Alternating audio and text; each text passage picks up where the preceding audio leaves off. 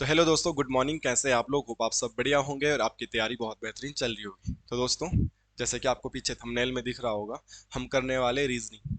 ये रीजनिंग मैं कोई टॉपिक वाइज नहीं करवा रहा हूँ। आज तक उत्तराखंड के बहुत सारे यूके ट्रिपल एससी के पेपर हुए हैं, बट जो लास्ट के 10-12 पेपर हुए हैं उनमें बहुत सारा और बहुत अलग टाइप का पैटर्न बना हुआ है। रीजनिंग में भी वो मैथ्स टाइप के क्वेश्चन पूछ रहा है, रीजनिंग में भी क्वेश्चन का लेवल बढ़ा दिया गया है। यहाँ तक कि रीजनिंग के पेपर में मैथ्स के क्वेश्चन पूछे जा रहे हैं, आपने कांस्टेबल वाले पेपर में देखा होगा। तो यूके ट्रिपल एस सी के जो लास्ट लास्ट के पेपर हुए हैं, लास्ट के 12 पेपरों को मैंने पकड़ा है, उनका एनालाइज किया है, और उन 12 पेपरों में जो भी रीजनिंग के क्वेश्चन आए थे, ए टू जेड सारे रीजनिंग के क्वेश्चन मैंने डाले। ये लगभग 120 क्वेश्चन की पीपीटी होगी। तो 120 क्वेश्चन पे हम चर्चा करेंगे। कोशिश ये थी मेरी कि मैं एक मैराथन बनाऊं इस पूरा का, पर फिर भी जितना मेरे से हो पाएगा। अब मैं इसको 2 या 3 पार्ट में बनाऊंगा 120 क्वेश्चन को, ठीक है। एक दिन में कोशिश की जाएगी कि 3 पेपर सॉल्व करा दूं या 4 पेपर सॉल्व करा दूं। बाकी चेक करते हैं आगे जो भी हो पाएगा। ये पहला तो क्लास है मेरा। तो मैं कह रहा हूँ कि आज तक जो लास्ट पेपर हुआ है, जैसे होमगार्ड हवलदार हुआ होगा, आबकारी का हुआ होगा, कांस्टेबल का होगा, स्टेनोग्राफी का हुआ होगा, है ना, कनिस्टैक का पेपर हुआ होगा, तो दुनिया भर के एग्जाम जो लास्ट लास्ट में हुए हैं, तो यूके ट्रिपल एस ने उन सारे एग्जाम में किस तरीके की रीजनिंग पूछी थी, तो वो हर एक क्वेश्चन मैंने इसमें ऐड किया। अपनी तरफ से मैंने एक भी क्वेश्चन ऐड नहीं किया है। जो भी क्वेश्चन यूके ट्रिपल एस हमारा आयोग पूछा है, वो सारे पेपर मैंने पेपर का नाम भी लिखा होगा। जैसे पहला पेपर ये है, यूके ट्रिपल एस होमगार्ड हवलदार का जो पेपर था। होमगार्ड हवलदार के पेपर में जो भी रीजनिंग पूछी गई थी, वो सारी रीजनिंग हम सॉल्व करेंगे। उसके बाद दूसरा पेपर होगा, उसमें जो भी रीजनिंग होगी वो सारे के सारे पेपर हम सॉल्व करेंगे। तो इससे ये फायदा होगा कि आपको सारा डाटा एक सामने मिल जाएगा। इससे यह फायदा होगा कि कुछ हद तक आइडिया लग पाएगा कि एग्जामिनर कैसे क्वेश्चन रीजनिंग में पूछ रहा है, और आप इसके अकॉर्डिंगली पढ़ सकते हैं। इसके अलावा जब हम रीजनिंग को करेंगे तो ये तो मिक्स क्वेश्चन है, क्योंकि ये तो आयोग ने कराया हुआ क्वेश्चन है। तो आपको कोई टॉपिक में कमांड बनानी होगी, या कोई क्वेश्चन ऐसा होगा जो आपको बिल्कुल नहीं आता होगा, तो आप कमेंट करके जरूर बताना कि साहब, ये सर, ये वाला टॉपिक हमें जीरो से पढ़ा दो। अभी तो मैं टॉपिक नहीं पढ़ा रहा हूँ ना कि जीरो से टॉपिक ही पढ़ाऊंगा। जैसे मैंने आपको क्लॉक पढ़ाया है, कैलेंडर पढ़ाया है, ठीक है, डाइस पढ़ाया है, वेन डायग्राम पढ़ाया है, या मेरे चैनल पे आप मैंने जीरो से पढ़ा है। तो आपको ऐसे कोई टॉपिक पढ़ना होगा कि यार टॉपिक पढ़ा दो, तो मेरे को कमेंट करना। जिसके भी ज्यादा कमेंट रहेंगे तो मैं वो वाला टॉपिक भी आप लोगों को पढ़ा दूंगा। तो अभी मैं उत्तराखंड के आज तक के जितने भी पेपर हुए हैं, उन सभी पेपरों को सॉल्व कराने का प्रयास करता हूँ। हो सकता है कहीं पे मैं भी अटक जाऊं, ठीक है। मैं रीजनिंग का टीचर तो हूँ नहीं, मतलब ऑलराउंडर समझ सकते हैं आप। सभी कुछ पढ़ाता हूँ मैं, लगभग लगभग जितना जितना मुझे आता है। मैं अपने आप में एक टीचर भी नहीं हूँ, बट ऐसा है कि पढ़ाने का शौक है। जितना मुझे आता है मैं उतना डिलीवर करना चाहता हूँ, और मुझे ही नहीं आएगा तो मैं क्या करूँगा, ठीक है। तो इसमें से कुछ मुश्किल क्वेश्चन होगा, थोड़ा सा फंबल होगा, तो वहाँ पे थोड़ा एडजस्ट करना। या मुझसे कोई गलती होगी तो कमेंट करके मुझे सुधार भी देना, ठीक है। ऐसा नहीं है कि मैं ही सत्य हूँ या मैं ही सही बोल रहा हूँ। हो सकता है कहीं पर गलती होगी, तो आप उसे एडजस्ट करना या फिर आप उसे सही कर देना, ठीक है। तो शुरू करते हैं आज की क्लास। होपफुली आप समझ गए होंगे। क्लास पसंद आएगी, डाटा पसंद आएगा, तो लाइक शेयर सब्सक्राइब जो भी करना होता है वो जरूर आप कर देना, ठीक है। चलिए, पहला पेपर होमगार्ड वालों का है दोस्तों। तो पहला क्वेश्चन ये है, ठीक है। आप फॉन्ट भी देख लेना इस पीपीटी में। जिस भाई से भी मैंने पीपीटी बनवाई है, क्योंकि आप में ही ऑनलाइन मिला था मुझे वो, तो मैंने उसी से बनाई होगी ये। तो अगर फॉन्ट दिख नहीं रहा होगा तो अगली बार से बड़ा करवा देंगे, तो आप मुझे ये बता देना। पेपर सॉल्व करने का नजरिया क्या होगा कि जब भी स्क्रीन पर क्वेश्चन आएगा, तो फर्स्टली देखो, मैं हट भी जाऊंगा, तो फर्स्टली क्लास को रोक के आपको खुद डील करना है। देखो, आप रीजनिंग में भी इमला उतार रहे हो कि मैं बोल रहा हूँ और आप उतार रहे हो, तो फायदा नहीं है। आप क्वेश्चन आएगा, आप वीडियो को रोकना और खुद ही से अटेम्प्ट करना।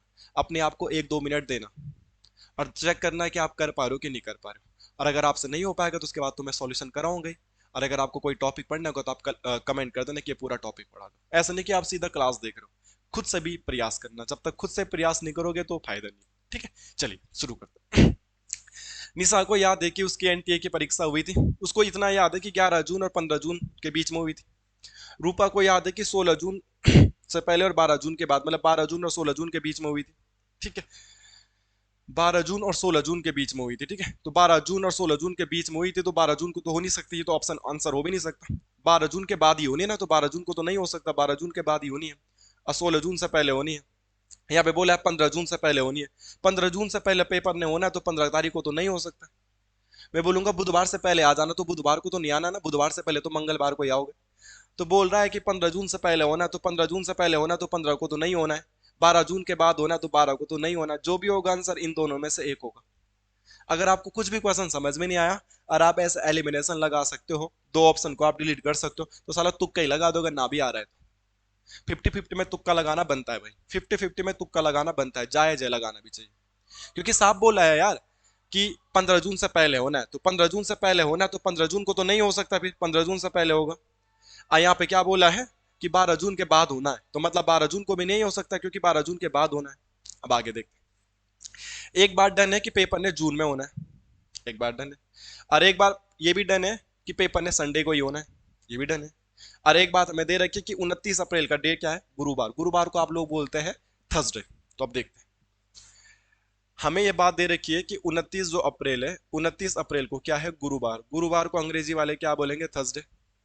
तो मैं यहां से ये बता सकता हूँ कि 30 अप्रैल को क्या था, तो 30 अप्रैल को क्या रहा होगा, फ्राइडे रहा होगा। अप्रैल तो 30 ही जाता है भाई, 31 जाता नहीं है। तो सीधा 30 के बाद क्या, अप्रैल के बाद क्या आएगा वो, 1 मई। तो 1 मई को क्या रहा होगा, शनिवार, सैटरडे रहा होगा। और 2 मई को क्या रहा होगा मेरे भाई, 2 मई को क्या रहा होगा, संडे रहा होगा।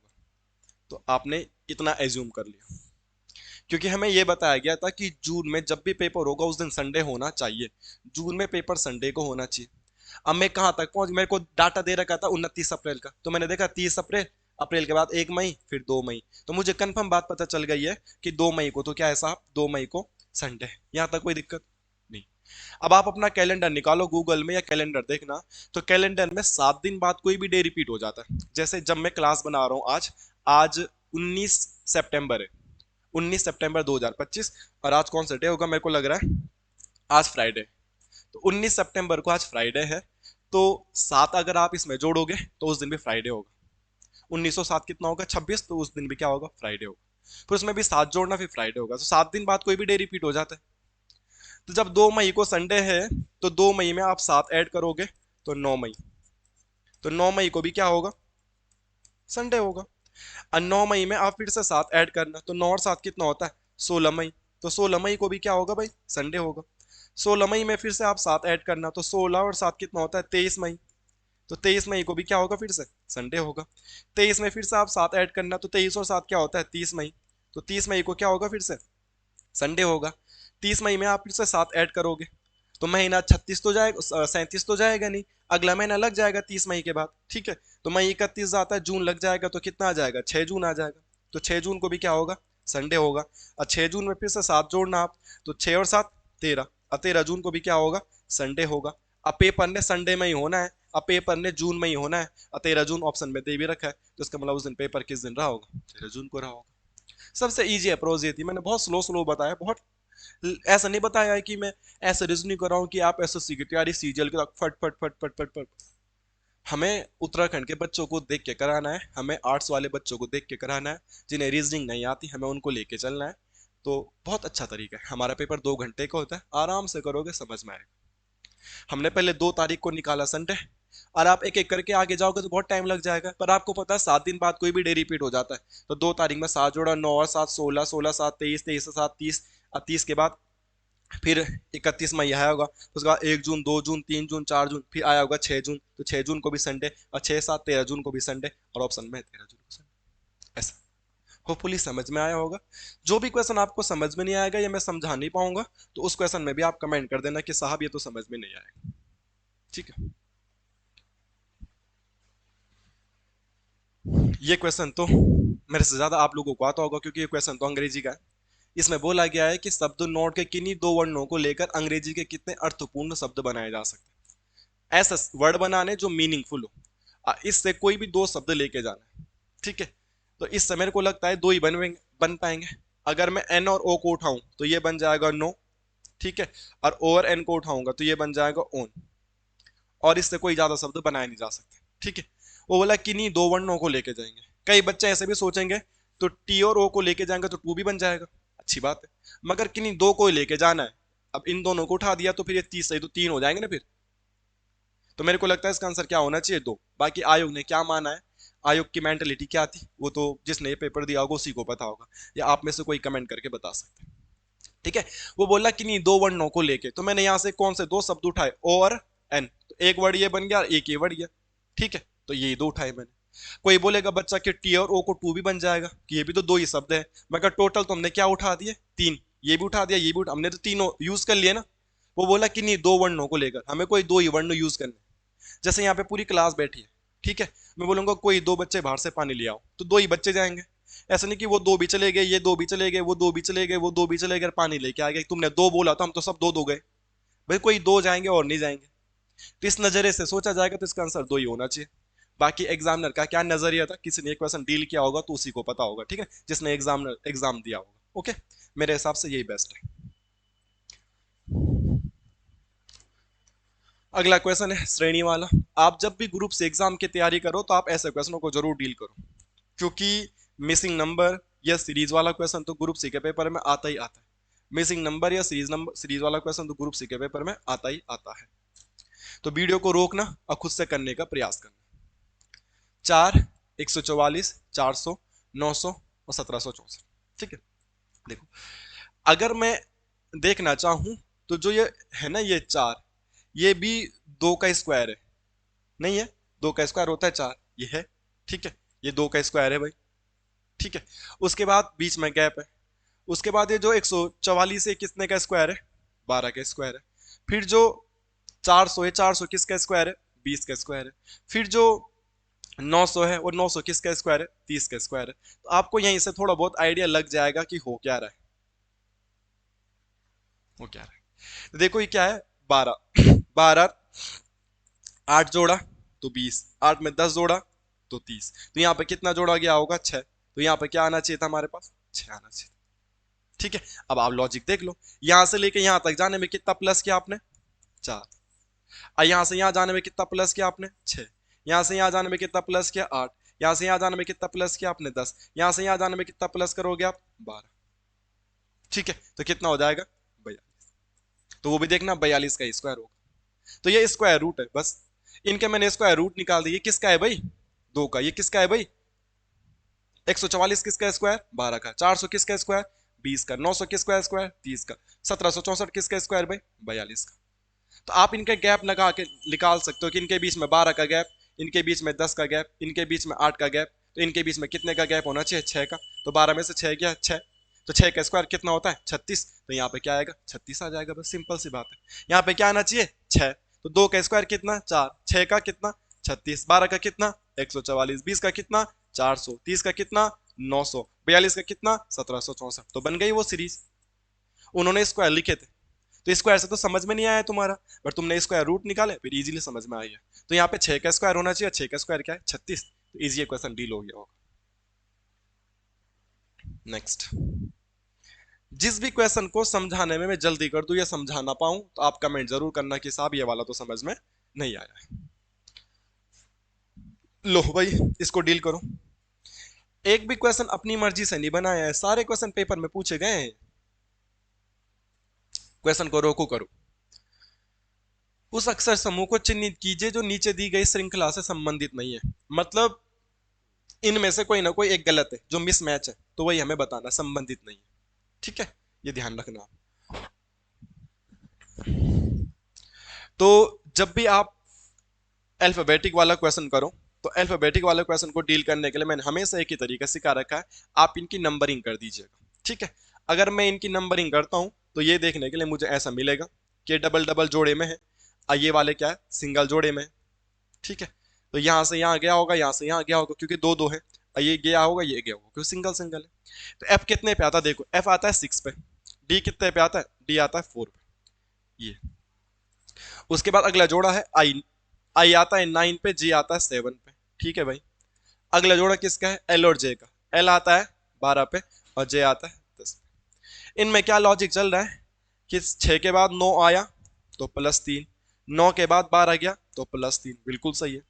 4 के बाद 7 गया +3, 7 के पास 10 गया +3, ये लॉजिक तो बिल्कुल सही है। एफ डी बिल्कुल सही है, ये भी सही है, ये बिल्कुल एक लॉजिकल पैटर्न में चल रहे, तो कोई गलती है ही नहीं। अब इनको देखेंगे सिंगल वाले को। सिंगल वैल्यू एच की वैल्यू कितनी आती है? 8। एन, एन की वैल्यू कितनी आती है? Number place value 14। उसके बाद लास्ट में क्या है? यू, यू की कितनी है भाई? 21। तो 8 से लेके 14 हम गए, तो यहाँ पे प्लस कितना हो रहा है? 6। तो 14 से लेके प्लस हम 6 जाते तो यहाँ पे कितना आना चाहिए था 20। अब 20 पे आता है टी, और उन्होंने लिखा है यू। आना क्या चाहिए टी, उन्होंने लिखा है यू, तो इसका मतलब यू गलत है, आना क्या चाहिए था टी। तो ऐसा हमने देखा। आप इजिली उनकी नंबरिंग करो, और हमेशा अल्फाबेटिक वाला क्वेश्चन जब भी आपको डील करना है तो आपको पहले नंबरिंग ही करनी है। नंबरिंग करके बहुत हद तक क्वेश्चन समझ में आ जाता है। हमने नंबरिंग करी तो मेरे को पता क्या चला, पता मेरे को ये पता चला कि एच से एन जाने में +6 हुआ, और यहां से यहां जाने में +7 हो रहा है, तो ये भी +6 ही होना चाहिए था, क्योंकि ये सेम बढ़ रहा है। ये भी 3 बढ़ा, ये भी 3 बढ़ा, ये भी 3 बढ़ा, ये भी 3 बढ़ा, तो ये भी 6 की जगह 6 बढ़ना चाहिए था, वो 7 नहीं होना चाहिए था, इसलिए मेरे को लगता है वो गलत है। ठीक है, अगला क्वेश्चन हम देखते हैं। ब्लड रिलेशन भी लगभग लगभग हर पेपर में आता है UKT+E का, तो आप इस ब्लड रिलेशन वाले क्वेश्चन को भी अच्छे से डील करिएगा। ठीक है, बहुत इंपॉर्टेंट होता है ब्लड रिलेशन का क्वेश्चन। खुद से बनाने का प्रयास करेंगे, क्लास को वीडियो को रोकेंगे और खट से 1 आध मिनट अपने आप को देंगे और देंगे। अगर तुम सीधा उतारोगे तो समझ में नहीं आएगा। ठीक है, और जो भी क्वेश्चन आपको लगेगा कि मुश्किल था दोबारा पूछ सकते हैं, और आपको टॉपिक पढ़ना होगा तो आप कमेंट भी कर सकते हैं। ठीक है, आपको बताना कि 6 व्यक्ति है ABCD है ना, ये दे रखे हैं। 2 दंपति है, इसमें 2 कपल्स हैं, D A की दादी है, हमें इतना बता रखा है। और क्या बता रखा है, ये बोल रहा है वो कि जो D है वो A की क्या है, दादी है। ठीक है, D A की दादी है, तो बीच में एक और होगा। दादी तो कौन होता है, पापा की मम्मी। मेरी दादी कौन होगी, मेरे पापा की मम्मी। A की दादी D है, तो बीच में पापा भी तो होंगे, बट कौन होंगे वो पता नहीं। दादी तो पापा की मम्मी को ही कहते हैं ना भाई, तो बोले D A की दादी है, तो मैंने ऐसा बना दिया, बीच में एक और पीढ़ी आएगी तो छोड़ दिया जाएगा। और B की माँ है, बोला D A की दादी है और B की माँ है, तो इसका मतलब कंफर्म हो गया कि ये कौन है, B है। बल B की माँ है, ये A की दादी है, तो माँ कौन होता है भाई, दादी कौन होती है भाई, पापा की मम्मी।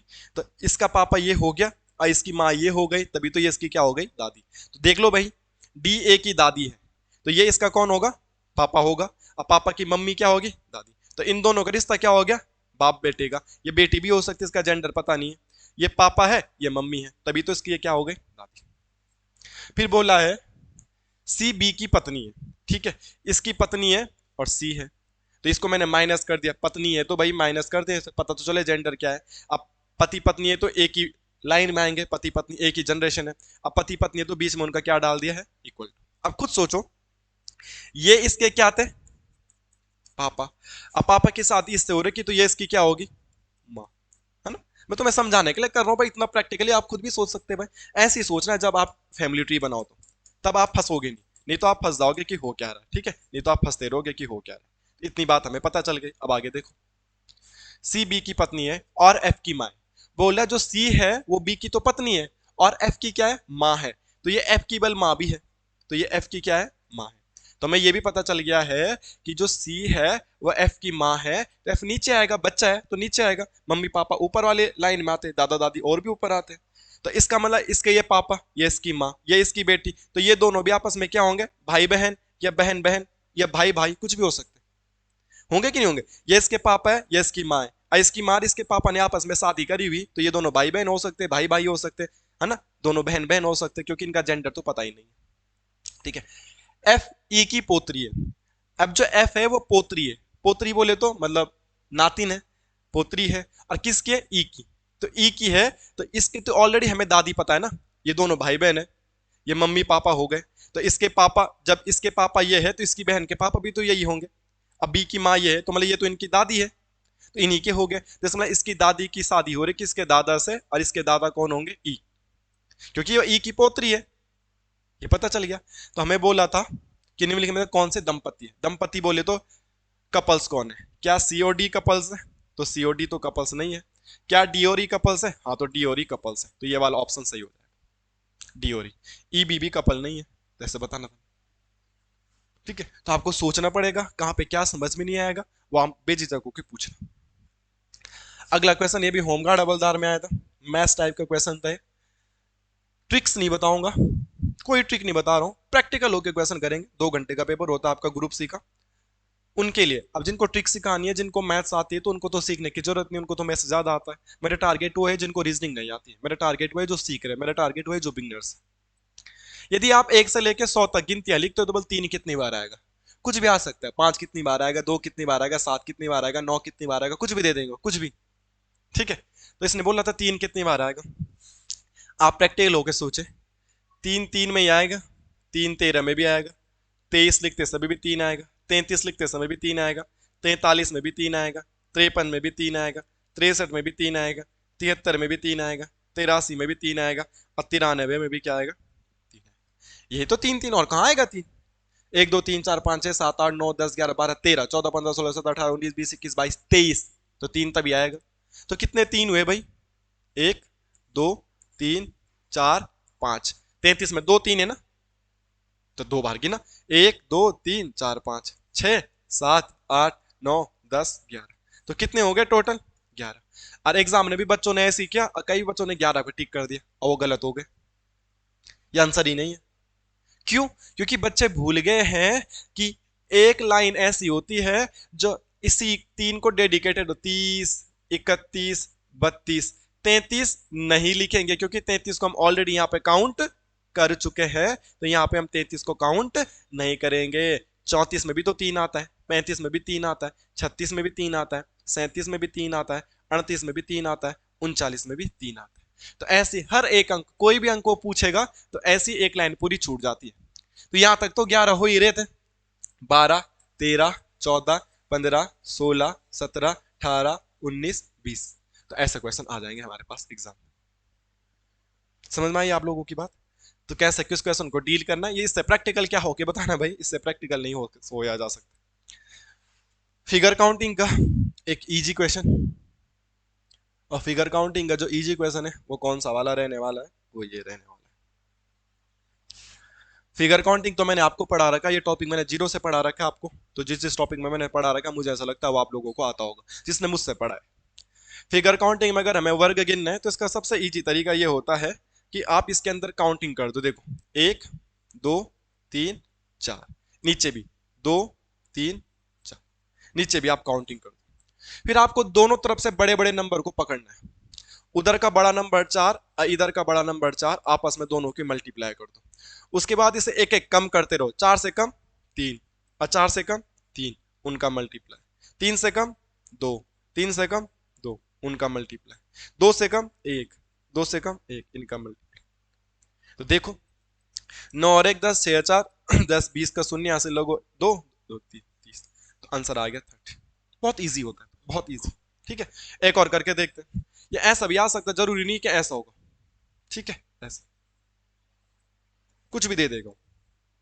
और आपसे पूछा कि वर्ग बताओ इसमें कितने, तो मैंने क्या बोला, नंबरिंग करो, 1 2 3 4 5 2 3, बड़े बड़े नंबर पकड़ो, यहां का बड़ा नंबर 5, यहां का बड़ा नंबर 3, तो 5 इंटू 3, तो 5 3 15।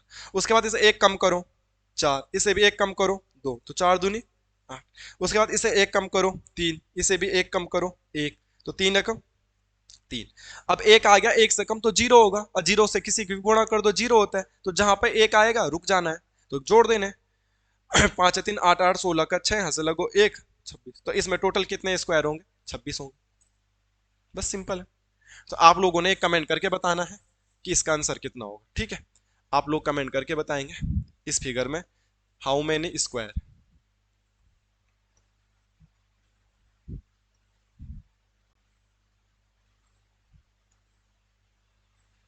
ठीक है, ये आपने कमेंट करके बताना, 1 2 3 4 5 2 3 4 5 6, इसमें कितने स्क्वायर है ये आपने कमेंट करके बताना है प्रैक्टिस के तौर पे। नेक्स्ट क्वेश्चन देखते हैं। अगला क्वेश्चन ये है, क्लास को रोकिएगा और खुद से करने का प्रयास करिएगा, बहुत प्यार से, बहुत स्लो मोशन में मैं समझा रहा हूँ, सिखा रहा हूँ। ऐसा नहीं बोल सकता कोई कि समझ में नहीं आ रहा है या जल्दी बता रहा है। ठीक है, तो आप इस क्वेश्चन को डील करने का प्रयास करें। क्वेश्चन मार्क पे बताना क्या आएगा। ठीक है, अब नीचे मिसिंग है तो ऐसे ही लॉजिक लगाना, ऐसे लॉजिक मत लगाना। इधर मिसिंग होता तो लॉजिक ऐसे में सोचना, मिसिंग नीचे तो लॉजिक ऐसे में सोचना। ऐसा नहीं कि तुम ऐसे में लॉजिक लगा रहे हो तो दिमाग खराब होगा, ज्यादा देर में आएगा। तो क्या है साहब, हमें यह सोचना है कि ये इन दोनों में क्या हुआ कि 4 आया, इन दोनों में क्या हुआ कि 10 आया। तो देखो, आप पहली लाइन और दूसरी लाइन का माइनस करके आंसर निकालो, तो 5 और सॉरी 7 और 5 का जो डिफरेंस है वो कितना है, 2। और 2 को दुगना कर दो तो 4, बिल्कुल परफेक्ट। अब देखो 9 है, अब 4 है, तो 9 और 4 इन दोनों का जो डिफरेंस है वो कितना है? 5। अब 5 को भी 2 से गुणा कर दो, 10। 14 और 7, तो इन दोनों का डिफरेंस कितना है भाई? 7। और 7 को भी 2 से गुणा कर दो तो 7 दूनी 14। Option number D will be right answer. इन दोनों का डिफरेंस निकाला और दुगना कर दिया, इन दोनों का डिफरेंस निकाला और दुगना कर दिया, इन दोनों का डिफरेंस निकाला और दुगना कर दिया। वेरी इजी था, ज्यादा नहीं सोचना पड़ेगा आपको। ठीक है, अगला देखो। देखो अल्फाबेटिक सीरीज पेपर में आता ही आता है, एक ही पेपर में अल्फाबेटिक सीरीज के 2 क्वेश्चन आ गए। ये मेरे क्वेश्चन नहीं, ये रियल क्वेश्चन है जो असली पेपर में आए हुए। ऐसा भी नहीं बोल सकता कोई कि मैंने बनाया। क्लास को रोको और खुद से करने का प्रयास करो। ठीक है, यदि जी ओ बराबर 32 और सी एच ई बराबर 49, तो सम बराबर क्या होगा? हमें यह सोचना है कि ये 32 कैसे हुआ। सबसे पहले जब भी नंबर ऐसा क्वेश्चन आता है नंबरिंग करो। जी आता है 7 पे और ओ आता है 15 पे, तो 15 और 7 तो 22 होता है, तो ये लिखा है 32। तो ऐसा लॉजिक नहीं है। ये 32 हुआ कैसे अगर मैं सोचूं, तो हमेशा अल्फाबेटिक अपोजिट नंबर पे भी सोचना होता है। जैसे ए का अपोजिट जेड, बी का अपोजिट वाई, सी का अपोजिट एक्स, ऐसा होता है ना अपोजिट नंबर। तो ऐसे जी का अपोजिट क्या होता है? जीटी रोड, तो जी का अपोजिट मेरे को दे रखा गो, तो जी का अपोजिट होता है टी। ठीक है, जी का अपोजिट क्या होता है? टी। ओ का अपोजिट क्या होता है? L, L O V L. ठीक है, अब टी कितने पे आता है? 20। और एल कितने पे आता है? 12। इन दोनों को जोड़ के 32। परफेक्ट लॉजिक लग रहा है। आप इनके भी पहले अपोजिट नंबर निकाल दो।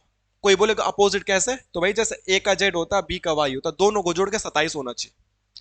तो एस का अपोजिट होता है एच, हाई स्कूल, तो एच का अपोजिट क्या होगा? एस। जब एस का एच तो एच का एस। अब भी का ई का अपोजिट होता है क्या? B, L O V V. अब इनकी नंबरिंग करो। एच आता है 8 पे, एस आता है 19 पे, वी आता है 22 पे। और अब इन सबको जोड़ दो भाई 9 और 2 11, 8 और 2 10, और 9 19 का 9 से लगो 1, 2 और 1 3 और 1 4, तो ये भी 49 आ रहा है। Perfect logic. तो यहां पे भी आप इनका अपोजिट नंबर लिखो और उनको ऐड कर दो। तो एस का अपोजिट क्या होता है? अभी क्या बोला? एस का अपोजिट होता है एच। ओ का अपोजिट क्या होता है? ओ का अपोजिट होता है एल। एम का अपोजिट क्या होता है? एम का अपोजिट होता है एन। और ई का अपोजिट क्या होता है? ई का अपोजिट होता है बी। और इन सबको जोड़ के एक आंसर आ जाएगा।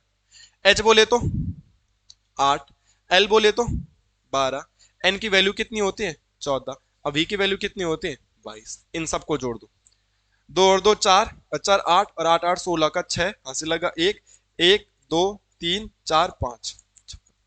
ऑप्शन नंबर समझ में आया?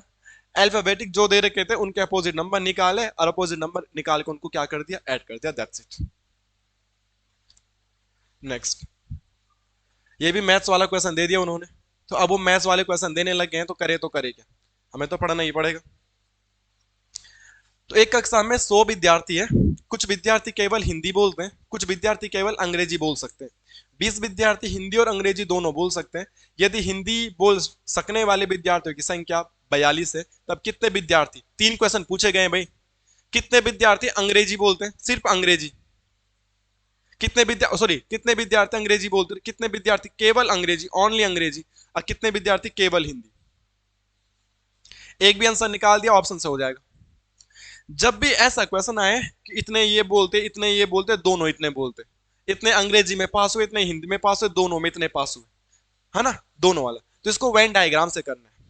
अब वेन डायग्राम में इसमें ले समूह वाला लॉजिक लगता है। एक डब्बा आप छोड़ दो, ये डब्बा हो जाएगा हिंदी वालों का, ये डब्बा हो जाएगा इंग्लिश वालों का, और ये डब्बा हो जाएगा बोथ का, दोनों का। जब भी ऐसे क्वेश्चन आएंगे तो ऐसे क्वेश्चनों को वेन डायग्राम से डील करना है और ऐसा बनाना है। और इस क्वेश्चन को सीखने आने के लिए मैं एक चीज और बता दूं, ये क्वेश्चन हमेशा बोथ से शुरू होगा, बोथ से। ऐसे नहीं कि यहां से क्वेश्चन शुरू कर दे, यहां से नहीं, ये क्वेश्चन शुरुआत कहां से होगा? दोनों से। तो हमें बोला गया है कि 20 विद्यार्थी हिंदी और अंग्रेजी दोनों बोल सकते, तो क्वेश्चन की शुरुआत यहां से होगी। अब दोनों सब्जेक्ट को बोलने वाले विद्यार्थियों की संख्या 20, देखो यहां पे बोला है 20 विद्यार्थी दोनों बोल सकते। अब आगे चलो, यदि हिंदी बोल सकने वाले विद्यार्थियों की संख्या 42 है, जो हिंदी वाले हिंदी बोलने वालों की संख्या कितनी है? 42 है। और आप प्रैक्टिकल होके सोचो, ये वाला गोला किसका है? ये वाला गोला किसका है? हिंदी का है। और हिंदी में टोटल कितने होने चाहिए? 42 है। हिंदी में टोटल कितने होने चाहिए भाई? 42। और इस गोले के अंदर ऑलरेडी 20 आ चुके, तो बचे कितने? 22। तो 22 यहां पे लिख दो। ऐसे नहीं कि 42 ही लिख दिया यहां पे। अरे हिंदी का गोला तो ये पूरा वाला है ना। हिंदी में टोटल कितने होने चाहिए? 42। तो 22 और 20, 42 हो तो गया, बात खत्म। अब हमारे पास टोटल कितने थे? 100। और 42 कितने? 100 में से 42 तो क्या बोल रहे? हिंदी बोल रहे। तो बचे हुए जो 58 होंगे वो क्या बोलेंगे भाई? अंग्रेजी तो बोलेंगे। अरे विद्यार्थी कितने हैं? 100। और हिंदी कितने बोल रहे हैं? हिंदी कितने बोल रहे हैं? 42। तो 100 में से 42 जब यही बोल रहे हैं तो बाकी क्या बोल रहे होंगे? बाकी अंग्रेजी तो बोलेंगे, नहीं बोलेंगे? तो बाकी बचे हुए कितने हो गए भाई? 58।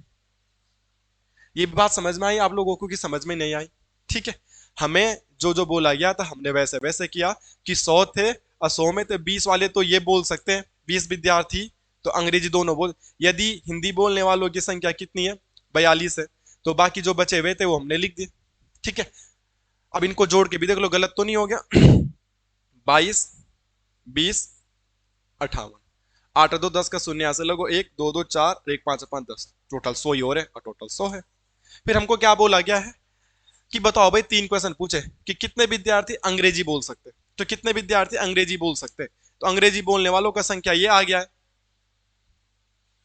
इस गोले के अंदर, 58 और 20, ये ऐड कर देंगे तो अंग्रेजी बोलने वाले 58 और 20 कितने हो गए? 78। फिर हमें बोले केवल अंग्रेजी बोलने वाले, तो केवल अंग्रेजी वाले ये तो हिंदी भी जानते हैं ना, और सिर्फ क्या बोला? केवल अंग्रेजी वाले। तो केवल अंग्रेजी वाले तो ये है, तो केवल अंग्रेजी वाले क्या हो गए? 58। फिर हमें बोला कितने केवल हिंदी बोलते हैं? अब हिंदी वाले तो 42 है, बट जो सिर्फ हिंदी बोलते हैं वो कितने? 22।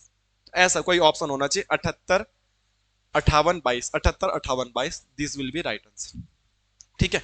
जब आपने ये निकाल दिया केवल हिंदी बोलने वालों की संख्या 22 है, तो एक ही ऑप्शन ऐसा था, इसमें बाकी पढ़ना भी नहीं था, सीधा तुम वाइस कर सकते थे। ठीक है, बट मैं सिखा रहा हूं आप लोगों को। ऐसे क्वेश्चन अगर समझ में नहीं आ रहे तो वेन डायग्राम के मैं 4-5 क्वेश्चन एक साथ भी पढ़ा सकता हूँ। ठीक है, आप पूछ लेना, या मुझे आप वेन डायग्राम के क्वेश्चन भेज देना, मैं करवा दूंगा। ठीक है। तो ये 10 नंबर का पेपर था तुम्हारा, वो 10 नंबर की रीजनिंग तो हो गई है। आगे बढ़ते हैं। दूसरा पेपर ये रहा आपके पास, ये है कनिसैक वाला, यूके ट्रिपल एस का कनिसैक का जो डाटा एंट्री ऑपरेटर का पेपर था। ये लास्ट पेपर आपने कनिसैक का दिया होगा, वो पेपर था। उस पेपर में कैसे रीजनिंग आई थी उसको थोड़ा डील करने का प्रयास करते हैं, देखते हैं। ओके देन, कोई दिक्कत? बाकी मेरा मन है कि रीजनिंग को हम लाइव करें, तो आप लोग बताते रहोगे किसको कितना क्वेश्चन आ रहे, तो सही रहेगा। मगर लाइव में यार गप्पे ज्यादा लग जाती है, इसलिए। तो कनिसैक का पहला क्वेश्चन ये है, आप में से बहुत सारे लोगों ने कनिसैक का पेपर दिया भी होगा। दिए गए विकल्पों में से उस शब्द का चयन करें जो, क्या लिखा है, कंसंट्रेशन से नहीं बनाया जा सकता। तो ये तो कोई क्वेश्चन है, फ्री का नंबर है।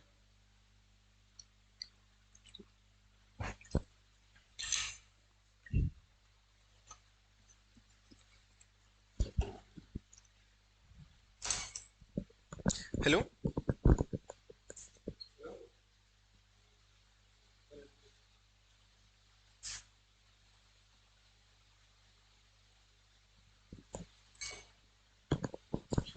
अभी जब मैं रिकॉर्ड कर रहा हूँ ये, बाहर बहुत खतरनाक बारिश हो रही, मतलब बहुत खतरनाक, जितना आप सोच सकते हो ना उससे खतरनाक बारिश हो रही।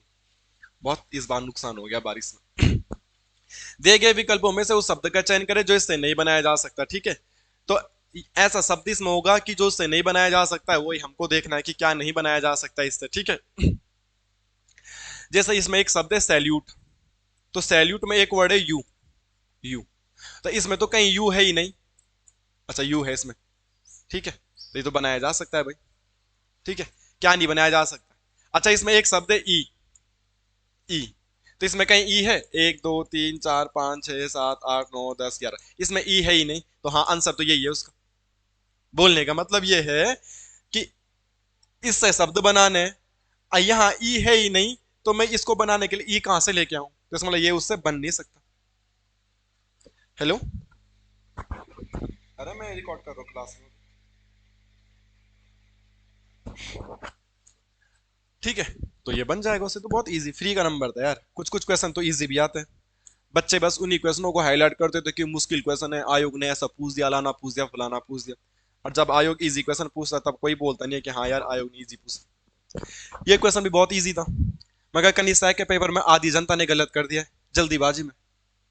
अब बहुत इजी क्वेश्चन था, प्रैक्टिकल होके देखो, खुद से करने का प्रयास करो, निकाल रहे हो आप इसका आंसर, खुद से निकालने का प्रयास करो इसका।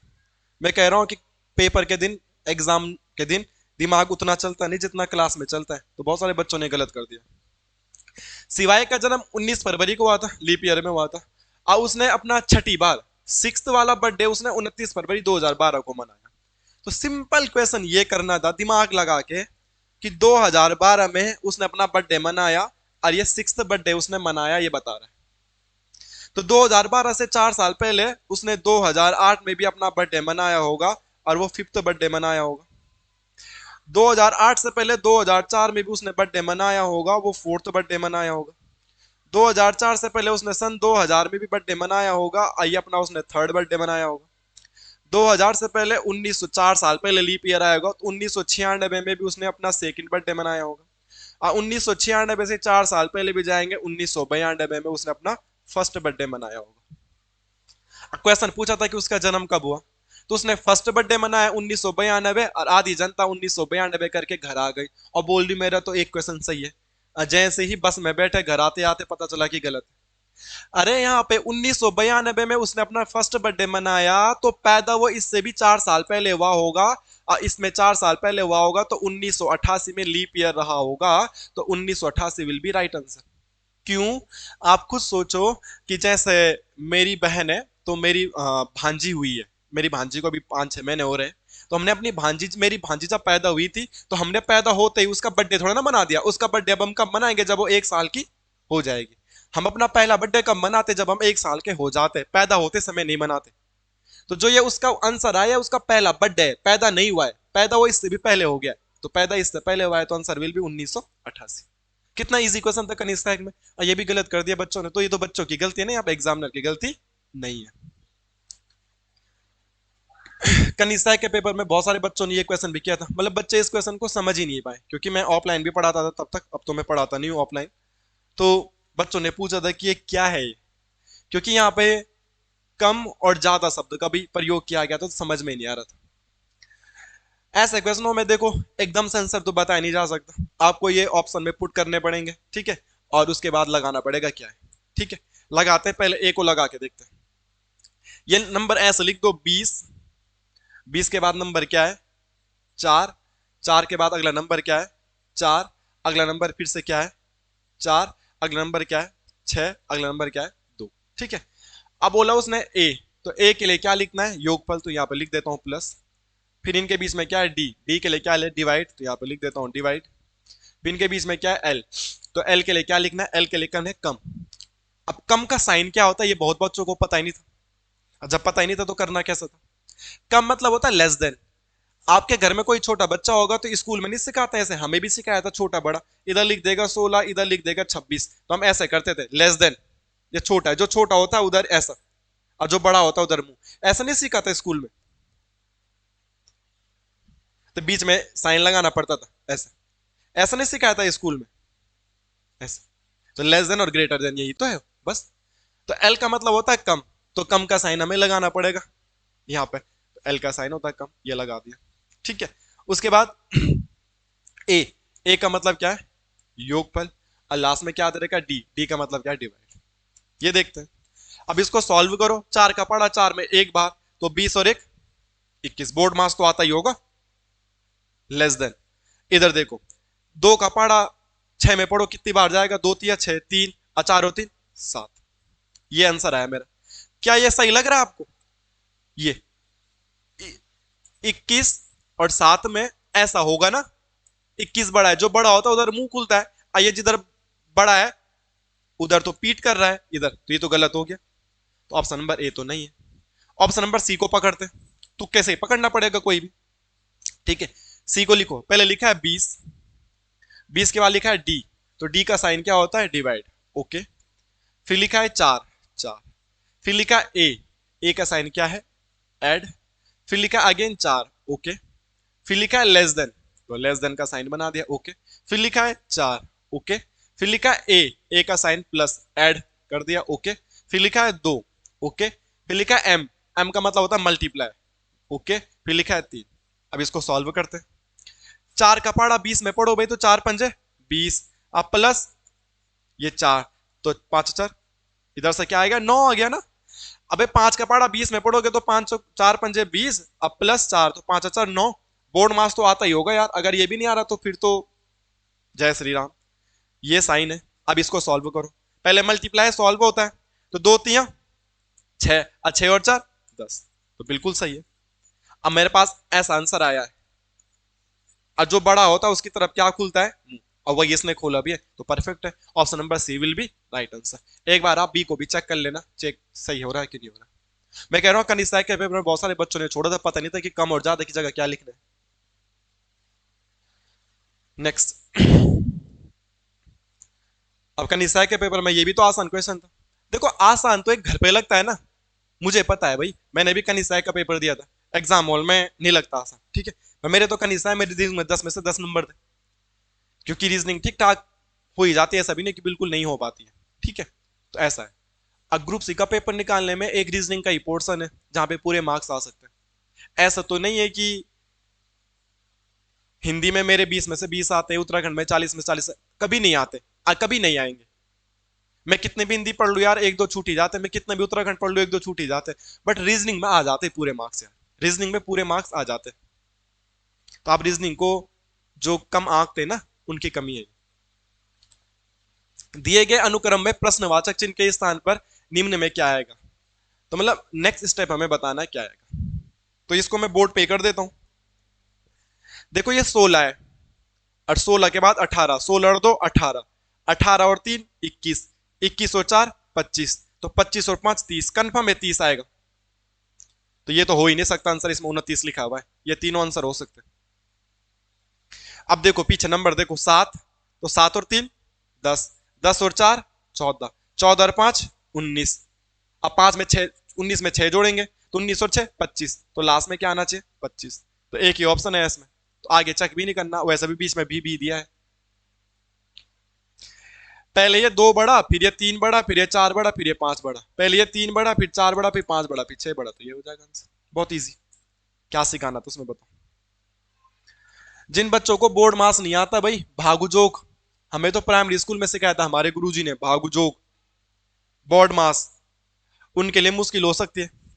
जब भी ऐसे क्वेश्चन आते हैं तो पहले ब्रैकेट सॉल्व करना होता है, ब्रैकेट नहीं है तो ऑफ सॉल्व करना, नहीं तो डिवाइड सॉल्व करना होता, नहीं तो मल्टीप्लाई सॉल्व करना होता, नहीं तो ऐड सॉल्व करना होता, नहीं तो सब्सट्रैक्ट माइनस, ऐसा सॉल्व करने होते। Bracket, of, divide, multiple, addition और क्या बोलते हैं उसे, सब्सट्रैक्ट, जो भी बोलते हैं ना। हम हिंदी में हमें ये सिखाया गया, तभी प्राइमरी स्कूल में सीखा था मैंने, तो ये तो भागु जोग बोलते थे। कोई ये होगा दाल भात वाली स्कूल का, तो उसे पता होगा, हम तो दाल भात खाते थे। तो भाग, गुणा, जोड़, घटाना, इसी सीक्वेंस में क्या करना पड़ता है, सॉल्व करना पड़ता है। तो इसमें से सबसे पहले क्या सॉल्व होगा ये, फिर क्या सॉल्व होगा ये, फिर क्या सॉल्व होगा ये, और लास्ट में क्या होगा गुणा। तो सबसे आसान तरीका जिस बच्चे को नहीं आता उसके लिए, जिसको आता हो तो फट फट फट फट बता देगा। मैं कह रहा हूं कनिष्ठ के पेपर में जो प्रेशर रहता है ना भाई, वो अभी नहीं होगा। तो सबसे आसान तरीका है कि जो सॉल्व करना उसको सॉल्व करो, बाकी एज इट इज लिख दो। देखो 8 ऐसे लिख दो, इंटू 7 ऐसे लिख दो, माइनस 8 ऐसे लिख दो, प्लस, यहां तक मैंने सेम उतार दिया। देखो यहां तक मैंने सेम उतार दिया, क्योंकि सॉल्व सबसे पहले क्या करना है, भाग। और 2 का पहाड़ा अगर 40 में पढ़ूंगा तो 2 का पहाड़ा 40 में पढ़ूंगा तो आंसर कितना आएगा 20, 2 का पहाड़ा आंसर कितना आएगा 20, और 2 का पहाड़ा 40 में कितनी बार जाता है 20, तो ये हो गया मेरे पास आंसर, ठीक है। अरे इनको तो चेंज भी करना है, sorry sorry sorry sorry sorry, तभी तो मैंने कहा इतना इजी कैसे हो गया। अरे इनको चेंज भी तो करना है, अरे भुला, सॉरी यार। ऐसा लिखो पहले 8 40 2, यहाँ पे क्या है मल्टीप्लाई, अब मल्टीप्लाई का अर्थ होता है प्लस, तो यहाँ पे लिखना पड़ेगा प्लस। फिर क्या है माइनस, अब माइनस का अर्थ क्या है बल मल्टीप्लाई, तो यहाँ पे लिखना पड़ेगा मल्टीप्लाई। फिर क्या है प्लस, अब प्लस का अर्थ क्या है डिवाइड, तो यहाँ पे लिखना पड़ेगा डिवाइड। फिर यहाँ पे क्या है डिवाइड, डिवाइड का अर्थ क्या दे रखा भाई, डिवाइड का अर्थ दे रखा माइनस, तो यहाँ पे लिखना पड़ेगा माइनस। और अब बताना क्या आंसर, ऐसा। इनके साइन चेंज करने थे ना, पहले साइन, मैंने साइन चेंज नहीं किया था, सीधे कर दिया था, तो साइन चेंज करने पड़ेंगे। लॉजिक वही होगा, सबसे पहले डिवाइड सॉल्व होगा, तो सबसे पहले क्या सॉल्व होगा, ये। अब जब ये सॉल्व होगा तो बाकी सब कुछ सेम उतार दो। देखो 8 को मैंने 8 लिख दिया, सबसे इजी तरीका यही है, जिसको नहीं आता प्लस से 7 की जगह 7 मल्टीप्लाई। अब ये सॉल्व होना है, अब 40 का पाड़ा 8 में पढ़ना है, तो 40 का पाड़ा 8 में पढ़ेंगे तो क्या हो जाएगा, 1/5। काफी बच्चे ऐसे कर देते कि 8 पंजे 40, ऐसा नहीं होता। अगर ये 40 डिवाइड बाई 8 होता तो 8 का पाड़ा तुम इसमें पढ़ के 5 आंसर ला सकते, मगर ये क्या है, ये है 8 डिवाइड बाई 40, तो मतलब 40 का पाड़ा 8 में पढ़ना है, तो इट विल बी 8/40, 8 को 8, 8 पंजे 40, इट विल बी 1/5। इसको 5 मत लिख देना, इधर वाली की टेबल इधर वाले में पढ़ी जाती है, और 40 नीचे आएगा तो 8 पंजे 40 से 1/5 होगा। बच्चे से जल्दीबाजी में 5 लिख देते हैं और तब आंसर गलत आएगा, ये ध्यान रखना, छोटी छोटी बातें। ये सॉल्व हो गया, आगे की बात सेम लिख दो, -2 आगे जो। अब डिवाइड के बाद क्या सॉल्व करना होता है, मल्टीप्लाई, तो मल्टीप्लाई सॉल्व करना, इसे सेम उतार दो, 8 प्लस 7 का मल्टीप्लाई 7 एकम 7 बटे 5, ये था 7 एकम 7 बटे 5 -2। अब इन दोनों को जोड़ना है, पहले जोड़ होगा तब घटाना होगा। और जोड़ते कैसे भाई, जिसके नीचे कुछ नहीं होता उसके नीचे क्या बोलते हैं बल, एक बोलते हैं। अब इन दोनों का एलसीएम लो, इन दोनों का एलसीएम, तो 1 और 5 का एलसीएम कितना होता है, 5, और 1 पंजे 5, तो 5 की गुणा 8 से करो, 5 अठे 40 प्लस 5 एकम 5, तो 1 सते 7, तो 40 और 7 47/5, और आगे बच गया -2।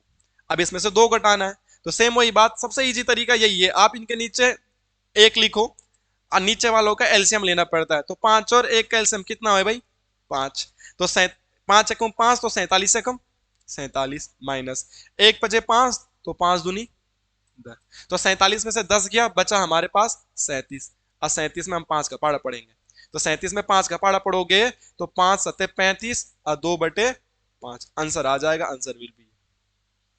मैं गारंटेड हूं, जिस भी बच्चे को, जिस भी मेरे दोस्त को, जिस भी मेरे भाई को, जिस भी मेरी बहन को ये नहीं आता कि 2/3 प्लस 4/5 को जोड़ते कैसे है, या 3/2 प्लस सॉरी -2/5 को घटाते कैसे हैं, तो ये उनके समझ में नहीं आया होगा, सच बता रहा हूं।